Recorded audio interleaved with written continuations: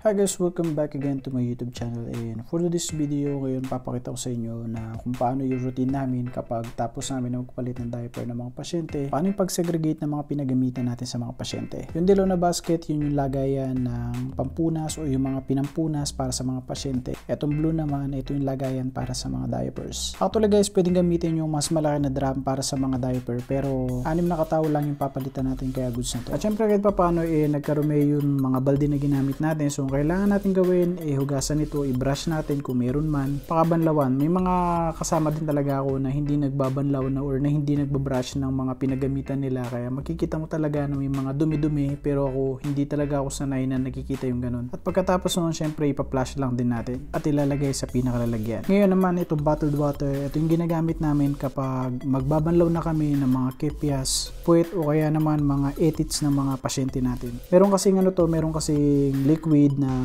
ginagamit talaga, hindi lang siya puro tubig. Babanlawin din ito tapos papatuyuin. Tapos ito, magtatanggal muna tayo ng apron na ginamit natin kanina. Disposable lang naman to, kaya madali lang din naman natanggalin. At ako every time na magpapalit ako ng diaper or maglilinis ako ng mga wet poo ng mga thunders natin, talagang gloves yan, automatic. And yun, okay na lahat. So ang gagawin ko naman ngayon, magre-refill naman ako ngayon ng mga ginamit ko. Kapag kulang kasi yung mga item dun sa pushcart natin, so kailangan din natin na yun lagyan. Tapos ito namang oshiburi, ito yung towel na ginamit natin kanina. Kapag may sobra, ibabalik ulit ito dun sa heater. Since malinis pa naman to at hindi pa naman nagamit. At pagkatapos noon, ito yung bag kung saan ko din kinuha, doon ko naman din ulit babalik. At ito guys, ito okay na yung mga items natin, okay na, complete na. Dadaling ko naman ito ngayon kung saan ko kinuha kanina. Para susunod na gagamit, prepared na rin siya, gagamitin niya na lang din naman. So ulitin lang din naman yun kung paano ko ginawa, gagawin din niya. Kanina dun sa area, meron ako isang bottle na nakita na hindi nalinis, so ako na rin yung naglinis nun. Tapos itong kulay blue na gloves na to, ito din yung ginagamit ko kasi kahit pa paano maganda gamitin to kapag hindi okay yung balat mo, sensitive yung balat mo. So yun guys, pagkatapos nun, syempre kailangan natin na maghugas ng kamay, tapos lagyan natin ng sabon. Di naman din madumi, pero syempre para kahit pa paano ma-disinfect din yung mga